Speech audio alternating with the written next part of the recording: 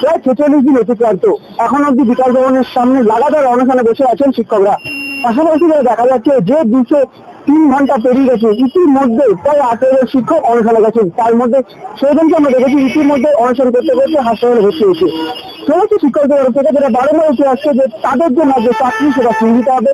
পাশাপাশি রাজ্য সরকারকে দুর্নীতির কারণে তাদের এই আজকের অবস্থা, তার বিরুদ্ধে তীব্র কটাক্ষ করেন এবং রাজ্য সরকারকে দায় করেন। পাশাপাশি দেখতে পাচ্ছি যে যেমন শিক্ষকরা বসে, অন্যদিকে এসএসসি যে ব্লাইন্ড অ্যাসোসিয়েশনের পক্ষ থেকে শিক্ষকদের তারাও কিন্তু লাগাতার অনশন দিচ্ছেন। তাদের মধ্যে থেকে একজন ইতিমধ্যে হাসপাতালে ভর্তি হয়েছেন, এখনো অব্দি একজন অনশনে আছেন এবং তাদের তরফ থেকে একটা কথা বারংবার বলা হচ্ছে যে তাদের চাকরি না পেলে তারা শেষ পরিণতি পর্যন্ত এগিয়ে যাবে। পাশাপাশি দেখা যাচ্ছে যে তাদের তরফ থেকে এটা হুঁশিয়ারি দেওয়া হয় যে তাদের যে এই আন্দোলন অনশনের পরে বৃহত্তর আন্দোলনের দিকে এগিয়ে যাবে। বিকাশ ভবনের সামনে থেকে হিমাচল রাজ্যের সঙ্গে সাইন চক্রবর্তীর রিপোর্ট, ভিডিও ক্লাস নিউজ।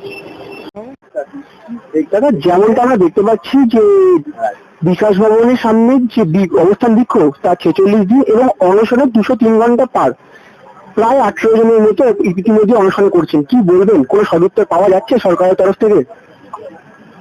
আমাদের পশ্চিমবঙ্গ সরকার এক ব্যতিক্রমী সরকার। সারা ভারতবর্ষে আমার এই জন্মের পর থেকে যে কটা সরকার দেখেছি, এরকম নির্মম, কঠিন, কঠোর, নিষ্ঠুর সরকার আর দেখা যায়নি। শুধু তাই নয়, এই যে 2016 যে প্যানেল বাতিল হয়েছে এসএলএসটির, এখানে 26,000 সামথিং যে অ্যাপ্লিকেন্ট, তার মধ্যে দৃষ্টিহীন শিক্ষকরাও রয়েছে, শিক্ষিকারাও রয়েছে প্রায় 18 জন। আমরা কনফার্ম যে সরকারের একটা ত্রুটির কারণে বা সরকারের ভুলের কারণে বা স্বার্থ সিদ্ধি করার জন্য যে আমাদেরকে এইভাবে, আমার এই ছোট ছোট ভাই বোনেদের এইভাবে দ্বিতীয়বার পরীক্ষায় বসা বা আরো বিভিন্ন ভাবে যে প্রহসন এর শিকার হতে হচ্ছে, এর থেকে লজ্জার আর কিছু হয় না। এটাকে আমি এক বাক্যে ধিক্কার জানাই। বাকিদের পরীক্ষা পদ্ধতি বা আপনাদের পরীক্ষা পদ্ধতির মধ্যে একটু পার্থক্য আছে, সেই পার্থক্যের কথা মাথায় রেখে সরকার তরফ থেকে কোনো ব্যবস্থা বা যে পরীক্ষা নেওয়ার কথা সেখানে কোনো ব্যবস্থা নেওয়া হয়েছে? এখনো অব্দি কোনো ব্যবস্থা নেওয়া হয়নি। দৃষ্টিহীনদের পরীক্ষা দিতে গেলে শ্রুতি লেখকের প্রয়োজন হয় এবং পড়াশোনা করতে গেলে যে অডিও বুকের প্রয়োজন হয়, এগুলো যে কত কষ্ট করে সংগ্রহ করতে হয়। অনেক ক্ষেত্রে দেখা যাচ্ছে 100% প্রিপারেশন থাকা সত্ত্বেও শুধু শ্রুতি লেখকের অভাবে পরীক্ষায় বসা যায়নি। এই 16 ব্যাচেও আমি যতদূর জানি অন্তত 5 থেকে 6 জন ব্যক্তি শুধু রাইটার না থাকার জন্য, না অ্যারেঞ্জ করতে পারার জন্য, কারণ একই সময়ে অন্যান্য পরীক্ষাও চলে। যখন এসএসসি পরীক্ষা হয় ঠিক সেই সময় মাধ্যমিক, উচ্চ মাধ্যমিক এই সমস্ত পরীক্ষা চললে এই সমস্ত ক্লাসের ছেলে মেয়েদের রাইটার হিসেবে পাওয়া যায় না, যে কারণে এই পরীক্ষায় বসতে গেলে দৃষ্টিহীনদের বিশেষ করে যথেষ্ট সমস্যা হয়। আর পড়াশোনার ক্ষেত্রে তো সমস্যা আছে।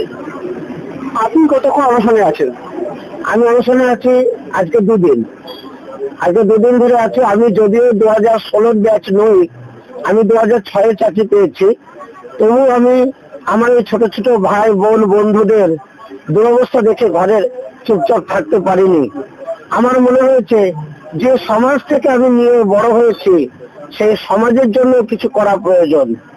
যে সমাজে আমি ছাত্র তৈরি, মানুষ তৈরি কারিগর হিসেবে নিযুক্ত আছি, সেক্ষেত্রে শিক্ষকদেরকে, ছাত্র তৈরি কারিগরদেরকে যেভাবে নিগৃহীত, লাঞ্ছিত, অপমানিত হতে হচ্ছে এবং পুলিশের লাঠির ঘা সহ্য করতে হচ্ছে, সেই ক্ষেত্রে ঘরে চুপচাপ বসে থাকা যায় না। তাই আমিও এই বঞ্চিত যাদের চাকরিহারা তাদের সমব্যথায় সমব্যথী হয়ে আমিও আজকে এই অনশনে স্বতঃস্ফূর্ত ভাবে নিজের ইচ্ছায় সম্পূর্ণ আনন্দের সঙ্গে যোগদান করছি এবং আশা করছি এই আন্দোলন আজকে একটা ছোট্ট বীজ হয়ে আছে।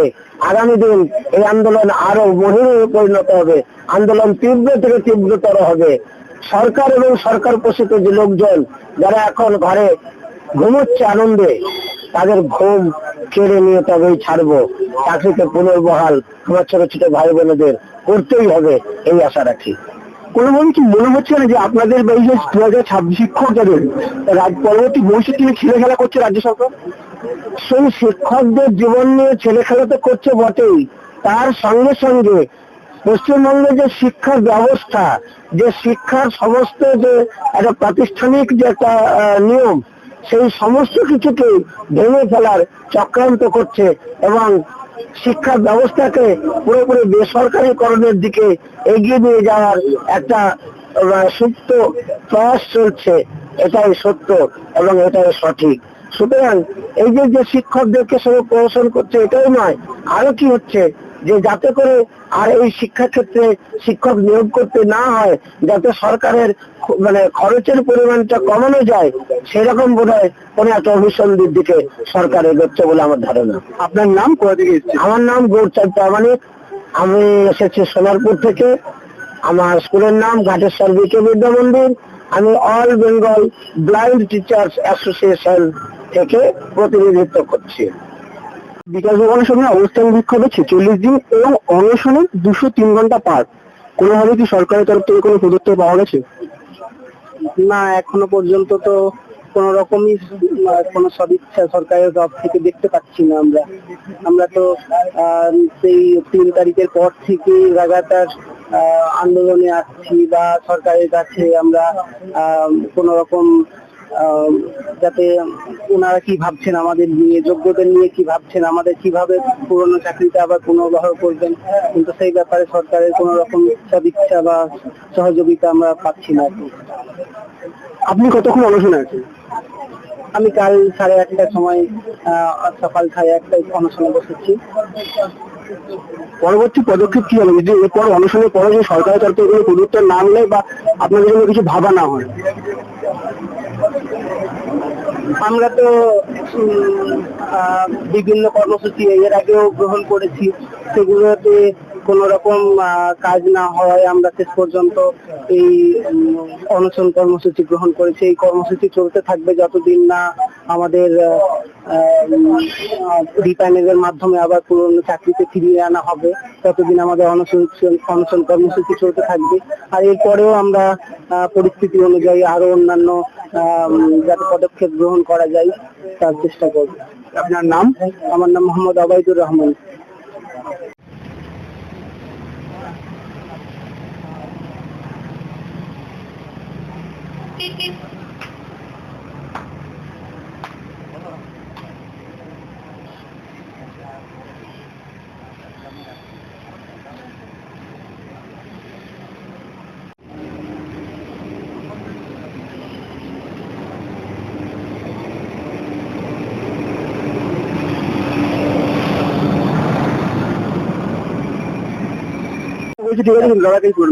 বলছি বিকাশ ভবনের সামনে 46 দিন পার এবং আপনাদের অনশনে দেখতে পাচ্ছি 203 ঘন্টা পার।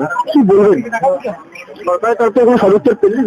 দেখুন, সরকারের তরফ থেকে আমরা কোনো সদুত্তর পাইনি। সদুত্তর পাওয়ার সরকার কোনো সদুত্তর দিতেও চাইছে না, কারণ সরকার চাইছে ওর গা থেকে যে দুর্নীতির কালিটা লেগেছে সেটাকে ঝেড়ে ফেলতে। ওই জন্য সরকার আমাদের সাথে কোনোভাবেই বসছেন না এবং বসতে আগ্রহীও নন। অথচ যারা দুর্নীতি করে এই চাকরি পেয়েছে বা যাদেরকে দুর্নীতি করে এই সরকার চাকরি দিয়েছে তো না দিয়েছে, তাদের সাথে বারবার সরকার বসছে, আমরা বুঝতে পারছি। অথচ আমরা এত দিন ধরে, প্রায় 8 দিন পেরিয়ে গেল, 203 ঘন্টা পার, অথচ সরকারের তরফ থেকে আমরা কোন রকম সদুত্তর পাইনি। এটা আমাদের কি বলবো, অত্যন্ত দুঃখের বিষয় এবং আমরা ভেঙে পড়ছি। আপনি কত ঘন্টা হলো অনশনে বসেছেন? আমি কাল সকাল 8:30 থেকে অনশনে বসেছি। কতক্ষণ পর্যন্ত থাকবে? যতক্ষণ আমার শরীর পারমিট করে ততক্ষণ অবধি আমি থাকবো। আচ্ছা, আপনাদের দেখলাম 16 জনের মতো প্রায় হসপিটালে ভর্তি হয়েছিল অনশন করে। সরকারের তরফ থেকে কোনো সহানুভূতি বা সরকারের তরফ থেকে কোনো পদুত্তর দেওয়া হয়েছে সেই বিষয়ে? না, কোনো সহানুভূতি নেই, কোনো সদুত্তর নেই। আমাদের পাশে এসে দাঁড়ানোর কোনো অভিব্যক্তি আমরা দেখতে পাইনি সরকারের তরফ থেকে। প্রথম দিন যেদিনকে নেতাজি ইন্দোর থেকে মমতা বন্দ্যোপাধ্যায় বলেছিলেন থেকে শুরু করে আজকে আপনারা অনশনের পর্যায়ে চলে গেছেন, সেখানে দাঁড়িয়ে যে ABCD যে প্ল্যান বা সেই প্ল্যান গুলো কতটা কার্যকরী হয়েছে বলে মনে হচ্ছে? আমাদের তো মনে হচ্ছে এখন যে ABCDE অব্দি থেকে থেমেছিলেন উনি এই ফর এক্সাম, আর তিনি এই পরীক্ষার ব্যবস্থাতে যেতে চাইছেন। দেখুন 7 বছর আগে আমরা পরীক্ষা দিয়েছি, 7 বছর আগে আমার যে মানসিকতা ছিল পড়াশোনা করার, সেই মানসিকতা এখন নেই। আপনারা হয়তো জানেন যে IIT মাত্র 3 বছর দিতে পায়। কেন? তাহলে আমাদের সংবিধান থেকে সেই এটা উঠিয়ে দেওয়া উচিত যে 3 বছর কেন দেবে, প্রতি বছর দিতে পারবো, আমরা 60 বছর অব্দি সেই পরীক্ষাটা দিতে পারবো। কেন করা হচ্ছে এগুলো? যেমন আপনি যদি দেখেন আমাদের সেনাবাহিনীতে একটা নির্দিষ্ট এজ অব্দি ছেলে মেয়েরা পরীক্ষা দিতে পারে, নির্দিষ্ট এজ অব্দি সীমাবদ্ধতা আছে, তার উপরে ওরা ওই পরীক্ষায় এলিজিবল নয়। সেইখানে দাঁড়িয়ে আজকে আমরা 7 বছর আগে যে পরীক্ষাটা দিচ্ছি, সেই পরীক্ষাটা আজকে বসতে বলে কিভাবে? বিধানসভার সামনে আপনাদের যেটা দেখেছি বা বিভিন্ন রাজনৈতিক ক্ষেত্রে আপনাদের বা প্রধানমন্ত্রী, মুখ্যমন্ত্রী, রাষ্ট্রপতির সঙ্গে একটা কথা বলার পরিকল্পনা ছিল, সেখানে কোনোভাবে হয়নি। পরবর্তী পদক্ষেপ কি হতে চলেছে? অনশন তো করছেন, পরবর্তী পদক্ষেপ কি? আমরা প্রত্যেক বিরোধী দলনেতা থেকে শুরু করে আমাদের মুখ্যমন্ত্রী থেকে শুরু করে আমরা সবার কাছেই যাচ্ছি। আমাদের একটাই অনুরোধ, আমাদের একটাই কি বলবো, মানে যে আমাদের একটাই রিকোয়েস্ট, এটা আমাদের সমস্ত যোগ্য শিক্ষকদের, যে আমরা যাতে পুনরায় আবার সসম্মানের সাথে স্কুলে ফিরে যেতে চাই। সরকারের তরফ থেকে কোনো প্রযুক্তির নাম নিলে বৃহত্তর আন্দোলন দেখতে পাওয়া যাবে আপনাদের থেকে? অবশ্যই, এর থেকে ভয়ঙ্কর আন্দোলন হবে, আর সেই আন্দোলন হয়তো আমরা আর পিছনের দিকে ফিরে তাকাবো না। সেদিন হয়তো আমাদের মৃত্যু এবং মানে এই আন্দোলন সফল করা এবং মৃত্যু, একদিকে আমাদের চাকরি ফেরত আর একদিকে মৃত্যু, এই দুটো দিক আমাদেরকে হয়তো বেছে নিতে হবে। আপনার নাম আর কোথা থেকে এসেছে? আমার নাম MN রাজ, আমার বাড়ি মালদা, আমি মালদা থেকে এসেছি।